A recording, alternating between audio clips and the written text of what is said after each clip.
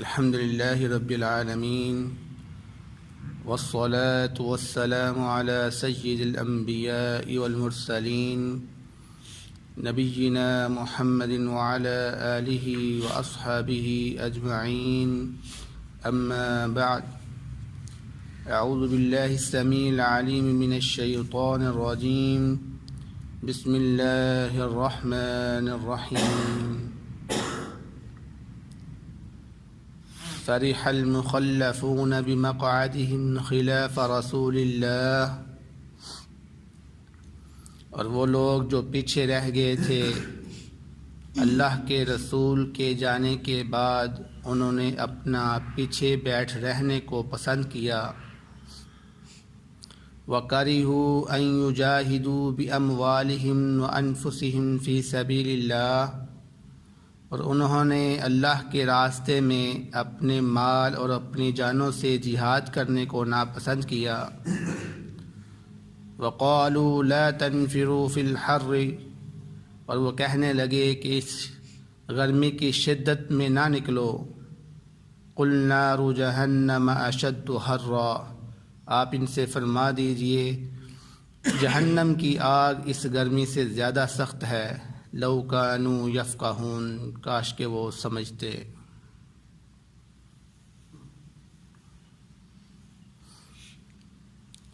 سورۃ التوبہ کی آیت نمبر 81 آپ کے سامنے تلاوت کی گئی ہے۔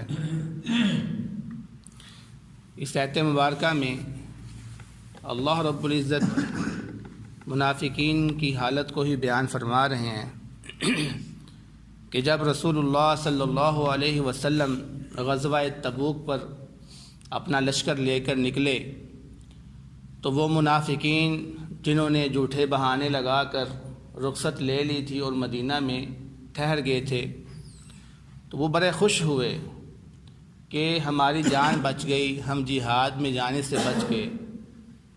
اور اس کے ساتھ ساتھ وہ دوسرے لوگوں کو بھی یہ کہتے تھے کہ تم بھی بہانے لگا لیتے، تم بھی کوئی نہ کوئی بہانہ لگا لو اور ادھر رہ لو، کیونکہ گرمی بہت شدت کی ہے، جہاد پہ جاؤ گے تو پھنس جاؤ گے، مارے جاؤ گے گرمی کی وجہ سے۔ تو اللہ رب العزت یہاں پر ان کو بیان فرما رہے ہیں کہ یہ لوگ خوشی کا اظہار کرتے ہیں، حالانکہ ان کو خوش نہیں ہونا چاہیے، اور یہ لوگ جہاد پہ جانے کو ناپسند کرتے ہیں۔ فرمایا اپنا مال بھی خرچ کرنے کو اور اپنی جان بھی خرچ کرنے کو ناپسند کرتے ہیں۔ کیوں یہ ناپسند کرتے ہیں؟ اس لیے کہ یہ مسلمان نہیں ہیں، ان کے دلوں کے اندر ایمان نہیں ہے۔ جہاد پہ وہ جاتا ہے، جہاد کو وہ پسند کرتا ہے جس کے دل کے اندر ایمان ہوتا ہے، اور جس دل کے اندر ایمان نہیں ہے وہ جہاد کو پسند نہیں کرتا۔ تو منافقوں کی یہی بات تھی، اصل میں ان کے دل کے اندر ایمان نہیں تھا، اس لیے وہ جہاد کو ناپسند کرتے تھے، اور مسلمانوں کے دلوں کے اندر ایمان تھا، اس لیے وہ خوشی سے جہاد پر گئے۔ تو ایک حدیث میں بھی اللہ کے نبی صلی اللہ علیہ وسلم نے فرمایا، اس کا مفہوم یہ ہے کہ جو شخص جہاد کی خواہش کیے بغیر مر جائے وہ نفاق کی موت مرتا ہے۔ جو شخص جہاد کی خواہش کیے، جہاد کی دل میں امید لیے بغیر مر جائے وہ نفاق کی موت مرتا ہے، کیونکہ منافق وہ ہوتا ہے جو جہاد کو پسند نہیں کرتا۔ اس لیے جہاد کی خواہش اپنے دل میں لازمی پیدا کرنی چاہیے۔ اور جہاد کس چیز کا نام ہے؟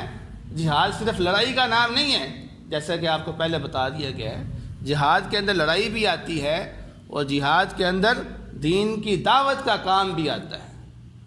تو جہاد ان دونوں چیزوں کا نام ہے۔ اللہ کے راستے میں دین کی نشر کے لیے نکلو، یا اللہ کے راستے میں لڑائی کے لیے نکلو، یہ دونوں چیزیں جہاد ہے۔ تو یہ آپ کے دل کے اندر لازمی خواہش ہونی چاہیے اس کی کہ میں اللہ کے راستے میں دین کی خاطر نکلوں گا، وہ چاہے لڑنے کے لیے نکلوں یا پھر دین کی دعوت دینے کے لیے نکلوں۔ تو یہ خواہش ہر انسان کے دل میں ہونی چاہیے تاکہ وہ نفاق سے بچ سکے۔ تو اللہ رب العزت فرما رہے ہیں یہاں پر کہ وہ لوگ کیا کہتے ہیں، منافق دوسرے لوگوں کو یہ کہتے ہیں کہ لا تنفروا فی الحر، اس گرمی کی شدت میں نہ نکلو، بچ جاؤ، ہماری طرح جھوٹے بہانے لگا کر پیچھے رہ جاؤ، مدینے میں رہ لو۔ تو اللہ رب العزت فرما رہے ہیں اپنے نبی صلی اللہ علیہ وسلم کو، اے نبی صلی اللہ علیہ وسلم آپ ان سے فرما دیجئے کہ قل نار جہنم اشد حرا، کہ جہنم کی جو آگ ہے اس گرمی سے زیادہ سخت ہے۔ تم اس دنیا کی دھوپ کی تپش سے بچنے کے لیے جہاد سے پیچھے رہ رہے ہو، تمہیں کیا پتہ کہ جہنم کی آگ کی شدت کس طرح کی ہوگی۔ اور ایک حدیث میں پھر نبی پاک صلی اللہ علیہ وسلم نے اس کی وضاحت فرمائی ہے کہ دنیا کی آگ سے 69 گنا زیادہ شدت والی آگ جہنم کی ہوگی، 69 گنا زیادہ شدت والی آگ جہنم کی ہوگی۔ تو ہم لوگ تو دنیا کی آگ کو برداشت نہیں کر سکتے، اس جہنم کی آگ کو کیسے ہم برداشت کریں گے؟ اس لیے یہ بہانے لگانا کہ گرمی بہت زیادہ ہے اس لیے ہم دین کا کام نہیں کریں گے، گرمی بہت زیادہ ہے ہم جہاد پہ نہیں جائیں گے، یہ ان کے جھوٹے بہانے ہیں۔ ان کو سوچنا چاہیے، ان کو خیال کرنا چاہیے کہ اگر ہم پیچھے رہ جانے کی وجہ سے جہنم کے مستحق ہو گئے تو وہاں ہمیں کون بچائے گا؟ پھر فرمایا اللہ رب العزت نے لو کانوا یفقہون، کاش کہ وہ اس بات کو سمجھ جاتے کہ آج اگر ہم دنیا کی شدت کو اپنا لیتے ہیں تو کل کو جہنم کی شدت سے بچ جائیں گے، لیکن انہوں نے دنیا کی شدت سے بچنے کے لیے اپنے آپ کو اپنا لیا اور اپنے آپ کو جہنم کی شدت میں ڈال دیا۔ اس لیے اللہ تعالیٰ نے آگے فرمایا فَلْيَضْحَكُوا قَلِيلًا وَلْيَبْكُوا كَثِيرًا، تم جو مسلمانوں پہ ہنستے ہو یہ ہنسنا بند کر دو، اس ہنسی کو کم کر دو، زیادہ رویا کرو اور کم ہنسا کرو، زیادہ رویا کرو اور کم ہنسا کرو۔ نبی کریم صلی اللہ علیہ وسلم کا بھی یہ فرمان ایک آتا ہے کہ اللہ کے نبی صلی اللہ علیہ وسلم نے فرمایا کہ جو میں جانتا ہوں اگر تم بھی جان لو تو تم زیادہ رویا کرو گے، کم ہنسا کرو گے۔ جو میں جانتا ہوں اگر تمہیں بھی اس چیز کا علم ہو جائے تو تم زیادہ رویا کرو گے، کم ہنسا کرو گے۔ تو اللہ رب العزت بھی یہاں پر یہی ان کو بیان فرما رہے ہیں کہ زیادہ رویا کرو، کم ہنسا کرو۔ کیوں؟ فرمایا جزاء بما كانوا یکسبون، یہ جزا ہے اس بات کی جو انہوں نے کمایا۔ اس چیز سے ایک یہ بھی ثابت ہوتا ہے کہ یہ جو حکم ہے یہ ایک خبر بھی ہے، ایک تو حکم ہے جو دنیا میں ان کو دیا گیا ہے، اور دوسرے اعتبار سے یہ ایک خبر بھی ہے کہ جو روز قیامت ان کے ساتھ ہونے والا ہے، کہ آج یہ دنیا میں تو ہنس رہے ہیں جو چھوٹی سی دنیا ہے، اور اس کے مقابلے میں آخرت کی دنیا بہت لمبی ہے جو ختم نہیں ہونے والی ہے۔ اس میں تو تم ہنس رہے ہو لیکن وہاں پر جا کر تم زیادہ رو گے، کیونکہ وہاں تمہیں سزا ملے گی۔ اس لیے اگر تم دنیا میں رو لو تو یہ تمہارے لیے بہتر ہے کہ تمہیں دنیا کی زندگی چھوٹی سی ہے، یہ گزر جائے گی، لیکن اگر تم دنیا میں ہنستے رہے، رونے کو پسند نہ کیا تو پھر آخرت میں تم روتے رہو گے، ایسی زندگی میں جو ختم ہونے والی نہیں ہے۔ فرمایا فَإِن رَجَعَكَ اللَّهُ إِلَىٰ طَائِفَةٍ مِّنْهُمْ، پس اگر اللہ رب العزت آپ کو لٹا دے ان میں سے ایک گروہ کی طرف، اس سے مراد منافقین کا گروہ ہے، کیونکہ جو لوگ غزوہ تبوک پر نہیں جا سکے تھے ان میں مسلمان بھی تھے، عورتیں بھی تھیں، بچے بھی تھے، بوڑھے لوگ بھی تھے، اور ان کے ساتھ ساتھ منافقین بھی تھے۔ تو یہاں پر اس لیے اللہ رب العزت نے طائفۃ ایک گروہ کا بولا ہے، ایک فرقے کا بولا ہے کہ ایک فرقے کی طرف، اور مراد اس سے منافقین کا فرقہ ہے جو جھوٹے بہانے لگا کر پیچھے رہ گیا تھا۔ اللہ کے نبی صلی اللہ علیہ وسلم کو اللہ تعالیٰ یہ بیان کر رہے ہیں کہ اگر اللہ رب العزت غزوہ تبوک کی واپسی پر آپ کو ان لوگوں سے ملا دے جو لوگ جھوٹے بہانے لگا کر مدینہ میں رہ گئے تھے، فرمایا فَاسْتَأْذَنُوكَ لِلْخُرُوجِ، تو پھر وہی لوگ جو غزوہ تبوک پہ نہیں گئے تھے وہ آپ سے اجازت طلب کریں گے اگلی جنگ کے لیے کہ ہمیں بھی ساتھ لے جائیں، ہم بھی نکلنا چاہتے ہیں۔ فَاسْتَأْذَنُوكَ لِلْخُرُوجِ، وہ اجازت طلب کریں گے نکلنے کے لیے۔ کہ آج کے بعد جو بھی غزوہ ہوگا ہم اس میں شرکت کرنا چاہتے ہیں۔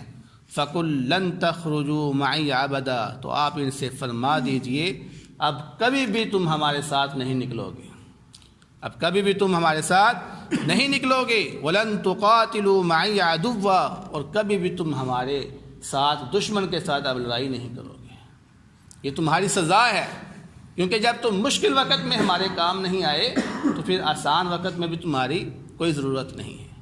اسی طرح ان منافقین نے جب حدیبیہ کا موقع آیا تھا تو کچھ منافقین نے اپنے آپ کو پیچھے رکھ دیا تھا، حدیبیہ کے ساتھ نہیں گئے، حدیبیہ مقام پر نہیں گئے۔ تو حدیبیہ کے بعد جب غزوہ خیبر آیا تو ان لوگوں نے کہا کہ ہم آپ کے ساتھ جانا چاہتے ہیں، تو نبی پاک صلی اللہ علیہ وسلم نے ان کو منع کر دیا تھا کہ تم لوگ ہمارے ساتھ حدیبیہ کے مقام پر شرکت نہیں کی تم لوگوں نے، لہذا تمہاری سزا یہ ہے کہ تمہیں اب غزوہ خیبر پر بھی نہیں لے کے جایا جائے گا۔ تو وہاں پر تو ایک وقتی طور پر ان کو سزا دی گئی تھی، لیکن اس جگہ پر اللہ رب العزت نے کلی طور پر فرما دیا کہ اب تا حیات تم ہمارے ساتھ نہیں جا سکتے، یہ تمہاری سزا ہے۔ ان الفاظ سے معلوم یہ ہو رہا ہے کہ ان کا انجام جو ہے نا وہ اب آخری چل رہا ہے، کہ ان کی جتنی بھی مدت تھی جو اللہ رب العزت نے ان کو دی ہوئی تھی وہ ختم ہونے کو آ رہی ہے۔ تو اللہ رب العزت فرماتے ہیں کہ ان سے کہہ دیجئے کہ انکم رضیتم بالقعود اول مرہ، کہ بے شک تم نے تو پہلی مرتبہ ہی پیچھے رہ جانے کو پسند کیا تھا، بیٹھے رہنے کو پسند کیا تھا۔ فَاقْعُدُوا مَعَ الْخَالِفِينَ، اب تم بیٹھے رہنے والوں کے ساتھ ہی بیٹھے رہو، اب تم پیچھے رہنے والوں کے ساتھ ہی بیٹھے رہو، ہمارے ساتھ جہاد پر جانے کی کوئی ضرورت نہیں۔ یعنی جب ہم چاہتے تھے تم گئے نہیں، اب ہم چاہتے نہیں ہیں اور تم کہتے ہو ہم جانا چاہتے ہیں، نہیں، ہرگز نہیں، اب تمہارا ہمیں کوئی فائدہ نہیں، کیونکہ اگر تم ہمارے ساتھ گئے بھی تو سوائے فتنے کے ہمیں کچھ حاصل نہیں ہوگا تم سے، اس لیے تمہارا نہ جانا ہی بہتر ہے۔ تو دعا ہے اللہ رب العزت سے جو سنا ہے اس پر عمل کرنے کی توفیق عطا فرمائے۔ بہترین صدقہ جاریہ حاصل کرنے کے لیے اس ویڈیو کو لائک، کمنٹ اور شیئر کرنا مت بھولیں۔